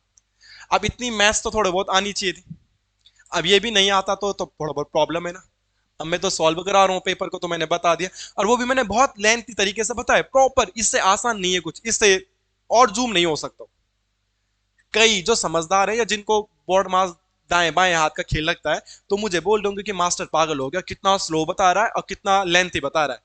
मैं कह रहा हूं तब भी बहुत सारे बच्चों को समझ में नहीं आया होगा जिनको ये नहीं आता है, इससे ज्यादा लेंथी नहीं हो सकता, तो आपको इतना तो आना चाहिए। अब ये सिखाने का काम तो मेरा नहीं है, नहीं तो ये देख लो यार भिन्नों के जोड़ घटाने कैसे करते हैं, और भिन्नों के जोड़ घटाने करने तो मैं आएंगे तो आंसर आप निकाल दोगे, कक्षा 2-3 में सिखाए जाते हैं, ठीक है। अगला, कनिष्ठ के पेपर में 90% जनता ने यह क्वेश्चन छोड़ा था, ड्रॉप किया था। अब घर पे आके तो कोई कुछ भी बोल दे कि नहीं भाई हमने तो नहीं छोड़ा है, हमें तो आता है। हाँ भाई, घर पे सबको ऐसे लगता है कि मुझे आता है, मगर मैं कह रहा हूं कि ये 90% जनता ने ये क्वेश्चन छोड़ा था, आप इस बात को लिख के ले लीजिएगा, 90% जनता ने क्वेश्चन छोड़ा था। घन वाला क्वेश्चन नहीं है कि एक घन के सभी फलकों को नीला कर दिया जाए, तब समान माप के 125 घनों में काट दिया जाए तो कितने घने जिनके फलक को रंगा नहीं गया। देखो मैं ये कह रहा हूं कि ये जो टॉपिक है, ये टॉपिक मैं ऑफलाइन तो पढ़ा चुका हूं, ठीक है, और बहुत प्यार से बता चुका हूं, जिनको सिखाया होगा गलती ही नहीं हो सकती कभी, ठीक है। अगर ये टॉपिक शुरू से पढ़ना विद प्रैक्टिस, टॉपिक पहले सिखाऊंगा, पढ़ाऊंगा, और फिर इसके 5-6 क्वेश्चन की प्रैक्टिस कराऊंगा, तो टॉपिक कंप्लीट हो जाएगा, फिर कि दोबारा कभी पूछा जाए। पहली बार आया ग्रुप सी में, बट अभी तो मैं इस पेपर को सॉल्व करा रहा हूं, तो मैं सीधा सीधा इसका आंसर सॉल्व कराऊंगा, ठीक है। बट मैं इतनी चीजें आज ही सिखा दूंगा कि आज इस टॉपिक के सारे क्वेश्चन कर लोगे, इतना तो मैं आज ही सिखा दूंगा अभी। क्यों? क्योंकि ये टॉपिक बेस्ड होता है फॉर्मूलास, और अगर आपने फॉर्मूला लर्न कर दिया तो फिर कोई प्रॉब्लम ही नहीं है। ये टॉपिक कैसे बेस्ड होता है, फॉर्मूला बेस्ड होता है, और अगर आपने फॉर्मूला लर्न कर दिया तो फिर कोई प्रॉब्लम ही नहीं है। और फिर भी वो फॉर्मूले कहां से बनते हैं, कैसे बनते हैं, वो डिटेल में समझना है तो टॉपिक पढ़ाना पड़ेगा, फिर वो टॉपिक आप लोगों को पढ़ा दूंगा इसलिए, ठीक है। धन्यवाद। अब इस टॉपिक से कैसे क्वेश्चन बनते हैं, उन टॉपिकों को पहले देखते हैं। यहां पे तो बोला है कि कितने ऐसे गण हैं जिनके फलक को रंगा नहीं गया है, मतलब उस पे कलर नहीं होना चाहिए, रंगहीन। रंगा नहीं गया है तो इसका मतलब यही तो है, कलरलेस, रंगहीन, रंगा नहीं। समझ में आ रहा है बात आपका या नहीं समझ में आ रहा है वो मुझे नहीं पता, पर मुझे लगता है कि इतनी बात तो समझ में आनी चाहिए कि क्या बोल रहे हैं। तो ऐसा क्वेश्चन बन सकता है कि ऐसे कितने डाइज है जिनके जीरो फलक रंगीन है, ठीक है, मतलब जीरो फलकों पे कलर है, मतलब रंगहीन है, रंगा नहीं गया है, जीरो, किसी भी फलक को रंगा नहीं गया है, तो कितनों पे रंग है, जीरो फलक पे रंगीन है। ऐसा ये भी पूछा जा सकता है कि ऐसे कितने डाइज है जिनका एक फलक रंगीन है, सिर्फ एक साइड क्या होना चाहिए, कलर। ये भी पूछा जा सकता है कि ऐसे कितने डाइज है जिनके दो फलक रंगीन है, जिनके दो साइड क्या है, कलर है। और ये भी पूछा जा सकता है ऐसे कितने फलक है कि जिनके तीन साइड क्या है, रंगीन है। इससे ज्यादा क्वेश्चन तो बन नहीं सकता। मैं बोल रहा हूं आपसे ये क्वेश्चन, इस पेपर में तो क्या पूछा है कि जिनके पास किसी भी फलक को रंगा नहीं गया, एक भी फलक पे कलर नहीं होना चाहिए, तो मतलब जीरो फलक वाला पूछ रहा है, एक पे भी कलर नहीं होना चाहिए, कलरलेस, तो कलर वाले कितने हो गए, जीरो। ये भी पूछा जा सकता है ऐसे बताओ कि जिनके एक फलक पे रंग होगा, या दो साइड रंग होगा, या तीन साइड रंग होगा, तो ये क्वेश्चन, तो चार क्वेश्चन बनते हैं इसमें से। और अगर आपने इनके फॉर्मूले लर्न कर लिए जो मैं लिखा रहा हूं, तो फिर तो किसी का भी क्वेश्चन लगा लो, आप इजिली कर लोगे, फॉर्मूला पुट करो, खत्म कहानी। डन बात है सर, डन बात है। अब इसमें क्या पता आने वाले पेपर में ये वाला क्वेश्चन पूछ दिया जाए, ये एक स्पेशल क्वेश्चन होता है। आप देखेंगे अगर मैं डाइस को बनाने का प्रयास करूं, घन को अगर हम बनाने का प्रयास करें तो ऐसा होता है, ठीक है। अब इस घन में एक चीज आपने सोचनी, अगर किसी के पास डाइस है ना, घुमाने वाला नहीं होता जैसे हम ऐसा कलर बनाते हैं, तो आप उसमें देखना भाई, इसमें कोने की तीन साइड कलर कहां पे होगा। अगर मैं इधर वाले फ्रंट वाले साइड पे कलर कर दूं, सब साइडों पे कलर कर दूं, तो जो ये वाला कोना है ना, ये वाला जो यहाँ पे डाइज होगा, तो देखो इधर भी कलर मिलेगा, इधर भी कलर मिलेगा, इधर भी कलर मिल जाएगा। ये वाला होगा जो इधर भी कलर मिल जाएगा, इधर भी कलर मिल जाएगा, बैक साइड जो होगा उधर भी कलर मिल जाएगा। तो तीन साइड जो कलर होगा, जो तीन साइड कलर होगा, वो कहां पे हो सकता है, वो ऑलवेज कोनों पे ही हो सकता है। और किसी भी डाइज में कोने कितने होते हैं, एक, दो, तीन, चार, पांच, छ, सात, आठ। तो कभी भी ये क्वेश्चन आए तो आंख बंद करके आठ कर देना, कुछ नहीं करना। जब कभी ऐसे डाइस वाला क्वेश्चन आए, सुनिएगा, जब कभी ऐसे नोट करके लिख दो, जब कभी ऐसे डाइस वाला क्वेश्चन आएगा और आपको पूछा रहेगा कि तीन साइड पर कलर कितने डाइस का होगा, तीन साइड पर कलर कितने डाइस का होगा, आंख बंद करके आठ कर देना। तीन साइड रंगीन वाले का आंसर ऑलवेज ऑलवेज ऑलवेज आठ आएगा, चाहे कितना बड़ा डाइस है, चाहे कितना छोटा डाइस है, कोने तो आठ ही होंगे। जिस कमरे में तुम बैठे क्या हो, जिस कमरे, अब खुले मैदान में तो कोई क्लास नहीं देख रहा होगा, हो सकता है कोई देख भी रहा है, किसी कमरे में तो बैठे होंगे, लाइब्रेरी के घर में, अपने कमरे के कोने गिनो, देखो एक को नया, एक को नया, एक को नया, एक को नया, चार, और चार कोने ऊपर भी होंगे, एक, दो और तीन और वो चार, तो कोने कितने, आठ। तो डाइस छोटा बनाए बड़ा बनाए, उसकी लेंथ छोटा, देखो इसको देख कंफ्यूज मत हो जाना, 125 घन थे वहां पे, छोटे घन थे, बड़े घन थे, कुछ भी घन हो, मीजरमेंट कुछ भी हो, तीन साइड रंगीन, कितने फलक का होगा, आठ, ऑलवेज आठ आएगा इसका आंसर। बट बाकियों में आपको क्या करना पड़ेगा, फॉर्मूला लर्न करना पड़ेगा, ये ध्यान रखना है। अब आपको पूछा जाएगा दो साइड पेंटेड किधर होंगे, तो इसका फॉर्मूला होगा 12n-2, फॉर्मूला 12n-2, ये होगा। यहां पे 12 क्यों आया है, मैं तुम्हें प्रैक्टिकली जिस दिन ये टॉपिक अगर पढ़ना होगा, अगर आप कमेंट अच्छे खासे आए, अब बहुत सारे लोग इसको पढ़ने के इच्छुक हो, तो मैं ये टॉपिक जीरो से पढ़ा दूंगा, मगर मैं फिर भी मैं तुम्हें बता दूंगा, क्योंकि मैं उस दिन तो सारी चीजें प्रूव करके बताऊंगा, अभी तो मैं पेपर नॉर्मल सॉल्व करा रहा हूं कि दो साइड में 12 क्यों आया, इसमें 8 क्यों आया आंसर, तो बता दिया। पर इसमें फॉर्मूले में 12 इसलिए आ रहा है कि जब भी कोई भी डाइस देखोगे ना, उसमें जो एजेस होंगे 12 होते, दो, तीन, चार, ये पांच होगा, ये छह होगा, सात होगा, आठ होगा, नौ होगा, 10 होगा, 11 होगा, 12 होगा, तो एजेस कितने होते हैं 12, और एजेस पे दो साइड, अब ये वाला एज है तो यहाँ पे इधर भी कलर होगा उधर भी कलर होगा, ये वाला है तो इधर भी कलर होगा इधर भी कलर होगा, तो एजेस पे दो दो कलर होते हैं, तो इसीलिए यहाँ पे 12 आया। तो 12 n-2 से आप दो साइड कलर वाले निकाल सकते हैं। एक साइड कलर निकालना है तो उसके लिए निकालना पड़ेगा आपको 6n-2 का स्क्वायर, 6n-2 का स्क्वायर आपके लिए करना पड़ेगा, और जीरो साइड का होगा n-2 का क्यूब। मैं ये भी बता दूंगा कि ये 6 क्यों आया। एक साइड कलर कहां पे होगा, सरफेस पे होगा, एक साइड कलर कहां पे होगा, सरफेस पे। अब कोई भी डाइस पकड़ो तो उस पर कितने सरफेस होते हैं, 6 ही तो होते हैं। और लूडो खेलते समय 6 तक ही तो गिनती लिखी, तो इधर इधर इधर इधर ऊपर नीचे, कमरा है नीचे ऊपर दाया बाया आगे पीछे, तो 6। तो इसलिए एक साइड वाले में कितना आता है, 6।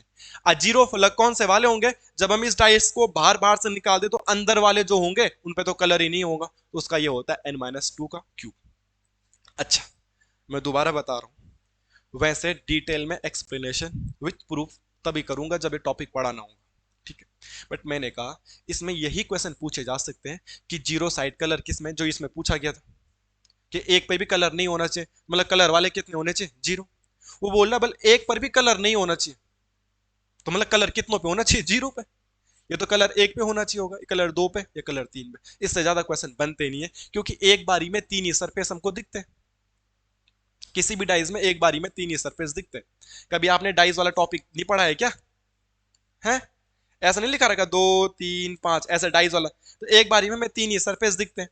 तो इसलिए क्वेश्चन यही बन सकता है 0 1 2 3। अब मैंने बता दिया, कुछ भी पूछो आप इस फॉर्मूले को लगाओ काम बन जाएगा। और गलती से पेपर में तीन फलक वाला आया तो करना भी नहीं है, तीन वाले का ऑलवेज आंसर 8 है, तीन वाले का ऑलवेज आंसर क्या है, 8 है। ये बात समझ में आई कि नहीं आई?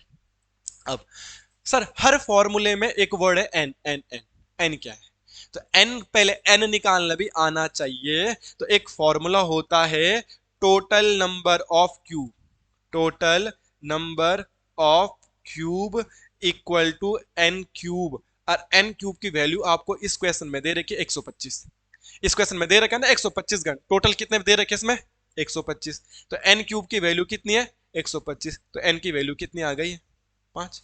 अरे 125 किसका क्यूब होता है 5 का, तो 5 पंजे 25 पंजे 125, तो एन क्यूब की वैल्यू 125, तो एन बराबर 5। अब यहाँ पे रख देना, खत्म कहानी। हमें क्या पूछा गया था, जीरो फलक वाला पूछा गया था, किसी भी फलक पर रंग नहीं होना चाहिए, तो मतलब जीरो वाला पूछा गया था। और जीरो वाले का फॉर्मूला क्या होता है n-2, n-2 का क्यूब। n की वैल्यू कितनी आई 5, 5-2 का क्यूब, क्यूब 5 में से 2 घटाओ 3, और 3 का cube, 3 3 9 3 27, 27 will be right answer. अब इसी क्वेश्चन में आपको अगर ये पूछा रहता कि ऐसे बताओ जिनकी दो सतह रंगीन होगी, तो दो सतह रंगीन का फॉर्मूला क्या है 12n-2 मेरे दोस्तों।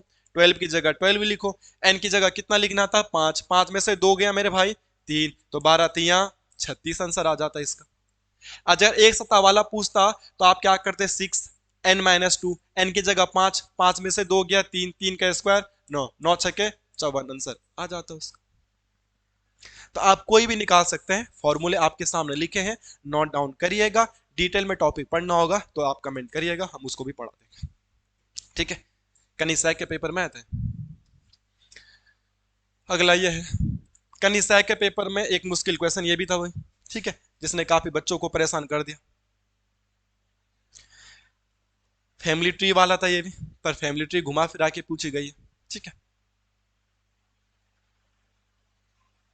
एक परिवार में दो वैवाहिक युगल है, पूजा के दो बच्चे हैं, पारुल राजेश की पत्नी है जो कि गुंजन का भाई है, महिमा पूजा की पुत्री है, काजल राकेश की बहन है जो कि राजेश का बेटा है, गौरव गुंजन का बेटा है जो कि पुरुष है। इस क्वेश्चन को आप कर लीजिए, कोई दिक्कत नहीं, ठीक है। बट मैं ये कह रहा हूं इस क्वेश्चन को करते समय बच्चों ने खुद से एज्यूम क्या किया पता, खुद से एज्यूम क्या किया, पहले तो क्लास को रोक के तुम इसे बनाओ, तभी पता लगेगा तुम दिमागदार हो कि नहीं हो। इसे बनाओ अगर सीखना है तो, नहीं सीखना है तो भाई ऐसे देख लो टाइम पास। बट मैं कह रहा हूं बच्चों ने खुद से एज्यूम क्या किया, जहां पे गुंजन लिख रहे थे ना, इसको वो लड़की समझ रहे थे कि गुंजन है तो लड़की होगा, मगर यहाँ पे लिखा है गुंजन पुरुष है, तो ध्यान रखना, जो भी फैमिली ट्री आप बना रहे हो ना, तो इस गुंजन को लड़का बनाना, लड़का, लड़की मत बना देना। नॉर्मल आपके मोहल्ले में, आपके यार दोस्तों में गुंजन नाम लड़की का होता है, और हम खुद ही एज्यूम कर देते हैं, उसे फीमेल बना देते हैं, और यहाँ फैमिली ट्री बनाते समय रिश्तेदारी खराब हो जाती है। गुंजन पापा बनना चाहिए, गुंजन को माँ बना रहे हैं, तो गड़बड़ हो जाएगी ना। नॉर्मली गुंजन कैसे फीलिंग, यानी कि फीमेल का नाम होगा, मगर क्वेश्चन वाले ने साफ साफ लिखा है कि जो कि पुरुष है गुंजन बल क्या च। तो ऐसा क्वेश्चन आप लोगों को याद रखना है, ठीक है। एक परिवार में दो वैवाहिक युगल है, करने का प्रयास करता हूं जरा इसको, ठीक है। एक परिवार में दो वैवाहिक, ठीक है, पूजा के दो बच्चे, ठीक है, कोई पूजा है और पूजा के दो बच्चे। पूजा के दो बच्चे कौन कौन से हैं, इसके बारे में अभी हमारे पास कोई भी जानकारी नहीं है फिलहाल के लिए। मगर ये वाली लाइन पे जाओ सीधा, महिमा पूजा की पुत्री है, ये वाली लाइन पे जाओ, महिमा पूजा की पुत्री है, साफ साफ लिखा है, दिखे नो तुमते। तो पुत्री च, तो पूजा के दो बच्चे, तो एक को मैं क्या मान देता हूं, महिमा मान देता हूं मैं, क्योंकि साफ साफ लिखा है कि महिमा पूजा की पुत्री है, तो मैंने एक को क्या मान दिया, महिमा मान दिया, और क्या ही कर सकता था, मेरे पास कोई ऑप्शन भी नहीं था, ठीक है। आगे चलते हैं। पारुल राजेश की पत्नी है, जो कि गुंजन का भाई है, ठीक है। पारुल है राजेश की पत्नी। अब इसको साइड में देख लेते हैं। कोई पारुल है, इसकी राजेश के साथ क्या हो रही है, शादी, राजेश की पत्नी है, ठीक है। और जो गुंजन का भाई है, ये राजेश किसका भाई है भाई, गुंजन का भाई है। अब गुंजन मैंने बता दिया कि लड़का यहाँ पे लिखा हुआ है, साफ साफ लिखा हुआ पे, ओके, ठीक है। गुंजन का, महिमा पूजा की पुत्री है। महिमा काजल राकेश की बहन है, जो कि राजेश का बेटा है। काजल है राकेश की बहन, जो राजेश का बेटा है।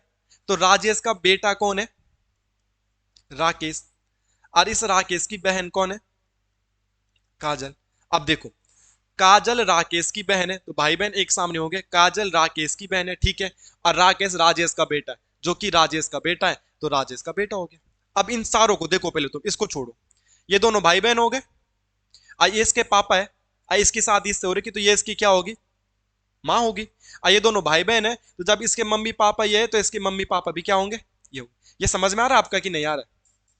देखो, पारुल और राजेश की शादी हो रखी, ये तो कौन है, पति पत्नी। और राजेश का लड़का राकेश है, और राकेश की बहन काजल है। तो जब भाई का पापा ये है, तो बहन का पापा भी यही होगा। अब भाई की माँ ये है, तो बहन की माँ भी यही होगी। तो कुल मिला के अगर मैं आप लोगों को समझाने की दृष्टि से बोलूं, तो इतना कंफर्म हो गया है कि पारुल और राजेश पति पत्नी, काजल और राकेश भाई बहन, और ये दोनों उनके क्या है, मम्मी पापा, ये भाई बहन, ये हो गया, ठीक है। अब ये राजेश का भाई है, तो ये इनका क्या हो, चाचा ताऊ हो गया होगा, ये चाचा ताऊ हो गया होगा उनको, और क्या है, ठीक है। अब बोला है गौरव गुंजन का बेटा है, कोई गौरव है वो गुंजन का बेटा है, तो इसका भी एक बेटा है, कौन, गुंजन का भी बेटा है, कौन, गौरव। तो ये कजन्स हो गए, ठीक है, ठीक है। जो कि पुरुष है, तो पारुल का पूजा से क्या संबंध है, पारुल का पूजा। अब ये पारुल तो इधर बच गई, ये पूजा वाला सिस्टम तो इधर बच गया, ठीक है। पर इनका फैमिली ट्री कंफर्म है कि देखो, ये पति पत्नी, ये दोनों उनके बच्चे, ये इसका भाई, ये भाई का बेटा।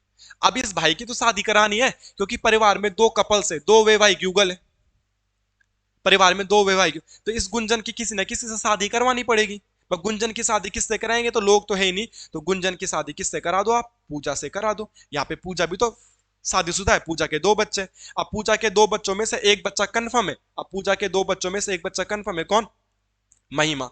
अब पूजा का दूसरा बच्चा भी हमें पता चल गया, कौन होगा, गौरव होगा, क्योंकि पूजा के पति गुंजन का एक बेटा गौरव है, तो पूजा का भी वो बेटा गौरव होगा। तो कंडीशन फुलफिल हो गई कि पूजा के दो बच्चे गौरव और महिमा।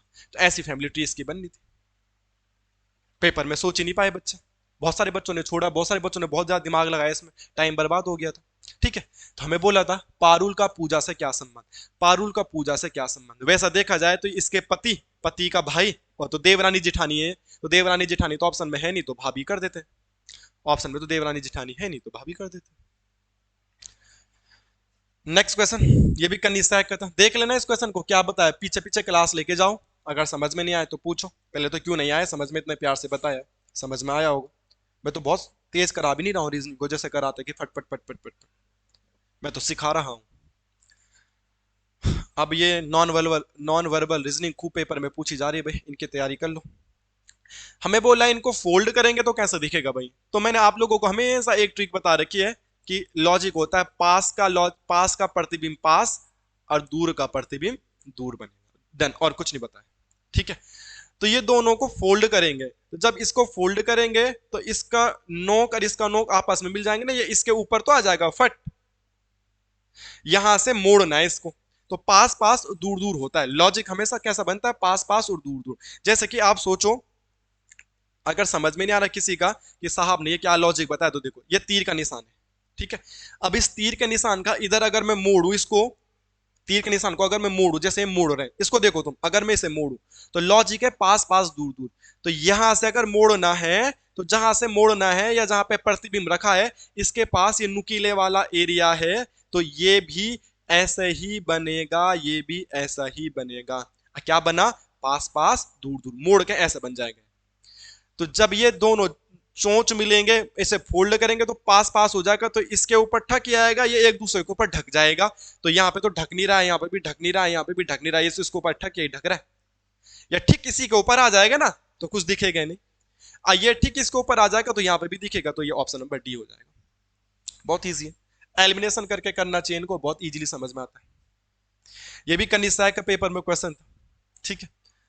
मेरे पास ऑफलाइन में भी पढ़ने आती थी एक बालिका, तो उन्होंने भी ये क्वेश्चन गलत किया, तो बोली थी क्वेश्चन कैसा था, बहुत इजी था। बट यही बात है यार, आप हो चाहे मैं हूं, मैं सर्वगुण संपन्न नहीं हूं, मैं कोई टॉपर भी नहीं हूं, बट मैं ये कह रहा हूं कि एग्जाम हॉल का जो प्रेशर रहता है वो हर कोई नहीं झेल सकता। एग्जाम हॉल में आदमी का दिमाग उतना नहीं चलता जितना घर पे चलता है ना, ये बात सत्य है दोस्त, ठीक है। तो मैं यही कहूंगा कि प्रैक्टिस प्रैक्टिस प्रैक्टिस, और क्या ऑप्शन है। और प्लीज रीजनिंग को नेग्लेक्ट मत करो, पछताओगे। राम और रहीम एक बिंदु से चलना शुरू करते हैं, लौट रहे घर की, दोनों अपने घर की तरफ जा रहे हैं। सोचो राम और रहीम दोनों भाई यहां से चले, ठीक है। राम और रहीम दोनों भाई यहां से चले, पहले देखते हैं राम का, देखते हैं 2 किलोमीटर दक्षिण जाता है, साउथ ये होता है, और 2 किलोमीटर जाता है, ठीक है भाई। और फिर अपने दाएं मुड़ता है, साउथ का दाएं, अगर साउथ में ये है तो दाएं किधर होगा, इधर, आप इधर मुड़ा दो, और दाएं मुड़कर घर पहुंचने के लिए 6 किलोमीटर चलता है, ठीक है। और यहाँ पे किसका घर आ गया, राम का घर आ गया। यहाँ पे किसका घर आ गया भाई, राम का घर आ गया, तो राम का अपने घर पहुंच गया है, ठीक है, ठीक है। तो डायग्राम ना बनाते हुए सिंपल बोल देता हूं कि यहाँ पे किसका घर है भाई, राम का घर है। अब रहीम के लिए बोला, इसी बीच रहीम 5 किलोमीटर पश्चिम की ओर गया, दोनों ने तो एक ही पॉइंट से शुरू किया था ना, एक ही बिंदु से, तो ये पश्चिम की ओर, वेस्ट किधर होता है, इधर, अरे कितना गया, 5। फिर उत्तर की ओर मुड़कर एक चला, उत्तर बोले तो नॉर्थ ऊपर है, तो उत्तर की ओर चलता है, और नॉर्थ की ओर कितना चलता है भैया, 4 किलोमीटर, तो नॉर्थ की ओर 4 किलोमीटर, वेरी इजी। फिर अपनी बाएं ओर मुड़कर घर पहुंचने के लिए, अब अपने बाएं मुड़ता है, तो राइट लेफ्ट, तो बाया मुड़ता है लेफ्ट, और लेफ्ट कितना मुड़ता है, 1 किलोमीटर मुड़ता है, और अपना घर पहुंच गया। तो इसका घर यहाँ पे आ गया भाई, इस रहीम का घर यहाँ पे हो गया, राम का घर यहाँ पे हो गया। अब बोला था कि राम के घर के सापेक्ष में रहीम का घर, तो रहीम का घर कहाँ है, उत्तर में है, ये रहीम का घर है, तो रहीम का घर नॉर्थ में है, तो दक्षिण वाले तो आंसर हो ही नहीं सकते, नॉर्थ में है। इतना भी कर देते तो तुक्का लगा सकते 50-50 में। अब बोला कितनी दूर है, तो हमें ये देखना है यहां से लेके यहां तक की दूरी कितनी है, 4, और यहां से लेके यहां तक की दूरी कितनी है, 6, तो ये भी कितना होगा, 6 किलोमीटर, और उत्तर में तो 6 किलोमीटर उत्तर हो जाएगा आंसर, बस। तो बहुत ईजी है, जैसा जैसा उसने बोला यार मैंने वैसे वैसे घुमा दिया, कुछ दिमाग नहीं लगाया, जो दाया बाया बोला वैसे घुमा दिया। और अगर दाया बाया भी नहीं आ रहा तो यार फिर हम कैसे पेपर को क्रैक करेंगे यार, दाया बाया तो आना ही चाहिए ना। ये टॉपिक तो मैंने पढ़ा भी रखा यार, औरों का पता नहीं पर मैंने पढ़ा रखा, मेरे चैनल पे जाके देखना, लेफ्ट राइट दाया बाया सब सिखाया। अब जो चीजें सिखाई है तो बार बार टाइम वेस्ट करना उचित नहीं है। 6 लोग है, KMNOPQRST, गोल मेज की चारों तरफ बैठे, गोल मेज है, 6 लोग है, 4, 6 लोग है भाई। के एम के बाएं तरफ तीसरा स्थान बैठे, के जो है एम के बाएं तीसरा बैठा है, तो एम यहाँ पे बैठा होगा, एम के लेफ्ट 1 2 3, एम के लेफ्ट में थर्ड बैठा है, तो के एम के लेफ्ट में थर्ड बैठा है, कोई दिक्कत ही नहीं है। के और एन के बीच में केवल एक व्यक्ति बैठा है, के और एन के बीच में, तो एन यहाँ पे भी हो सकता है, तो के और एन के बीच में यहाँ पे एक आदमी बैठाएंगे, एन यहाँ पे भी हो सकता है, के और एन के बीच में यहाँ पे भी एक आदमी बैठ सकता है। बोल रहा है ना, के और एन के बीच में एक आदमी बैठेगा, तो के और एन के बीच में एक आदमी बैठेगा, और के और एन के बीच में एक आदमी बैठे, दोनों तरफ से कंडीशन फुलफिल हो रही है। तो कंफर्म नहीं है अभी कि एन कहाँ पे आएगा, कंफर्म नहीं है। एन यहाँ पे भी आ सकता है, एन यहाँ पे भी आ सकता है। आगे पढ़ते हैं, मैंने दोनों जगह लिख दिया। आर एन के एकदम बाईं तरफ बैठा है, जो आर है वो एन के जस्ट लेफ्ट में बैठा है, जो आर है एन के जस्ट लेफ्ट में बैठा है। सपोज दैट एन यहाँ पे बैठा है, तो एन के लेफ्ट में तो कौन बैठ गया, ऑलरेडी एम बैठा हुआ है। एन के लेफ्ट में तो ऑलरेडी कौन बैठा हुआ है, एम बैठा हुआ है। और ये बोल रहा है कि आर को एन के लेफ्ट में बैठाना है, तो इसका मतलब एन ये नहीं है, एन यही होगा। और एन के लेफ्ट में किसको बैठा दो, आर को। एन के लेफ्ट में किसको बैठा दो, आर को। फिर बोला है के राइट कौन बैठा है, तो के राइट कौन बैठा है, आर। तो के राइट कौन बैठा है, आर। के राइट कौन बैठा है, ज्यादा मेहनत भी नहीं करनी पड़ी। के राइट बल कौन बैठा है, आर। ठीक है, ये तो अगला पेपर आ गया है यूके ट्रिपल एससी व्यक्तिगत सहायक, ये जो भी है तो आंसू वाला पेपर है। तो इस पेपर को अगली वाली क्लास में करूंगा। फिलहाल आप इन 10-20 क्वेश्चनों को देखो, क्या क्या समझ में नहीं आया, कितने आपको आ रहे थे, सीखे समझे नहीं समझे, आगे करना है क्या करना है वो तब देखते हैं। ठीक है, बहुत इतनी लंबी क्लास, दो दो पेपर करके करवा दूंगा सारा सॉल्व। मिलते हैं नेक्स्ट क्लास में, तब तक के लिए जय हिंद। रिवाइज करिएगा और पेपर के लिए ऑल द बेस्ट।